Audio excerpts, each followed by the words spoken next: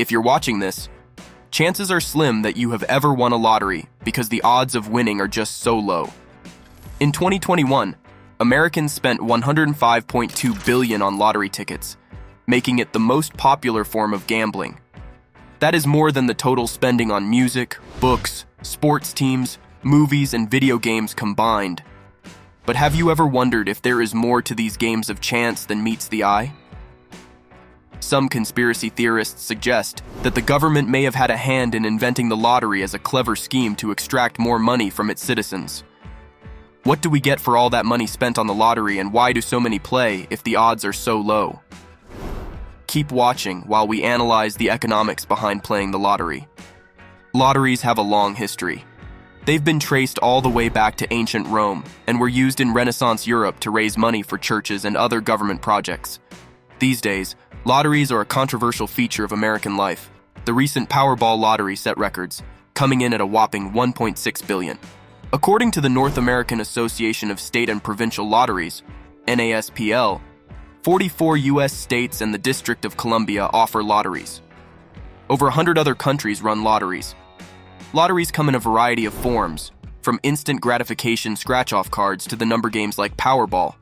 So, who exactly benefits from the lottery? While Americans are generally allergic to high taxes, the high tax rates on lottery winnings haven't provoked a public outcry. If you win over $600 in the lottery, you'll owe federal income taxes on that money. And if you're the lucky winner of $5,000 or more, 25% will be withheld from your check for federal taxes before you even see your winnings. If you reside in a state with a state income tax, you'll be singing the taxing blues as you'll owe those taxes too. Some states with income taxes have a knack for snatching away your lottery checks, while others let you keep the whole check. So, if you happen to hit the jackpot, make sure to stash some extra cash for those pesky taxes that come knocking on your door right after you receive your check. What a surprise, right?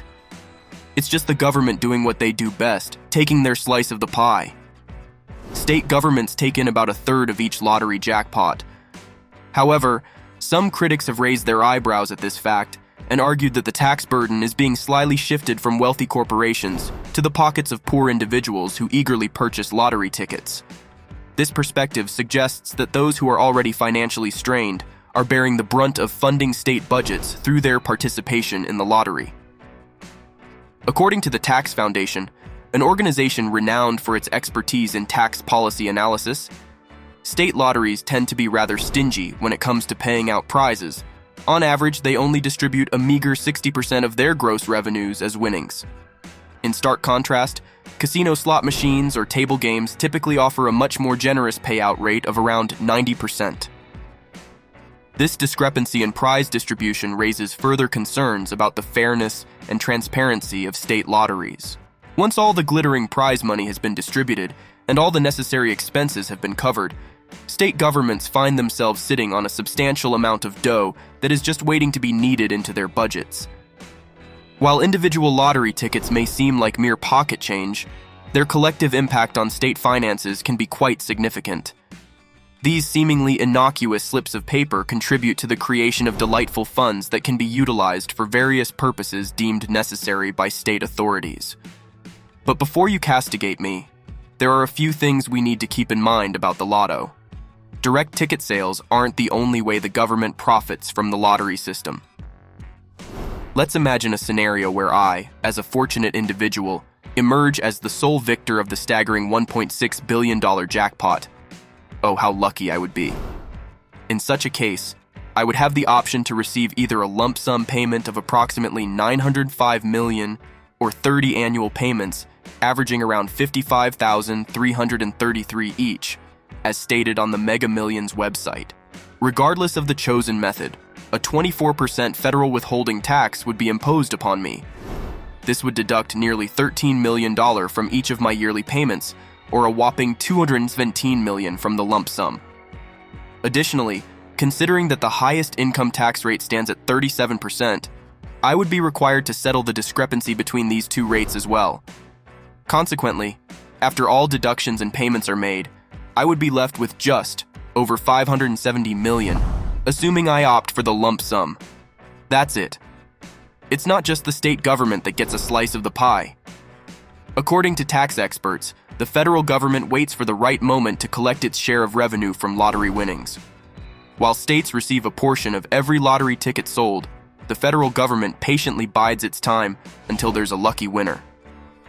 When it comes to lotteries, states have their own system in place to ensure they receive their fair share of the revenue generated. Each time someone purchases a lottery ticket, a portion of that money goes directly to the state. This helps fund various public services and initiatives within the state. However, the federal government takes a different approach. Instead of collecting its share up front like the states, it waits until there's a winner before swooping in to claim its portion. This is done through a mandatory 24% federal withholding on lottery winnings. You might be wondering why the federal government doesn't collect its share immediately like the states do. Well, it all comes down to timing and logistics. The federal government has its own tax system in place, which includes specific rules and regulations regarding income and taxation. By waiting until there's a winner, they can ensure that the proper amount is withheld and accounted for. Are lotteries really a tax on the poor? A 2014 Gallup poll found that 62% of Americans consider gambling morally acceptable. Meanwhile, 1 in 6 Americans reported gambling on professional sports. So is the lottery different? Research shows that higher-income Americans are more likely to engage in sports gambling, while their lower-income counterparts are more likely to buy lottery tickets or scratch-off lottery cards. Across income groups, those in their 20s and 30s are the most active lottery participants. Some play the lottery because they want to win enough money to be able to quit their jobs. Would you quit your job if you won the lottery? The answer probably depends on how engaged you feel at work. A Gallup poll found that 40% of those who feel actively disengaged at work would quit their job if they won the lottery. 33% of those who feel not engaged would quit, while only 25% of those who feel engaged would quit their job if they won the lottery. For the record, experts advise that lottery winners avoid making drastic life changes soon after getting their financial windfall, so staying at work is probably the smart choice. Do you think that governments intentionally created lotteries not only to fund public projects, but also as a way to exploit their citizens' desire for wealth? The funds generated from lottery ticket sales are typically allocated towards various public initiatives such as education, healthcare, and infrastructure improvements. This transparent approach aims to benefit society as a whole by redistributing wealth through public programs. However, critics argue that there is more to this story than meets the eye.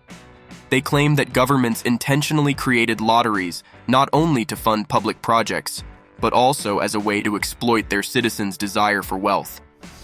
By offering tantalizing jackpots and promoting the dream of instant riches, governments allegedly entice individuals into spending their hard-earned money on lottery tickets.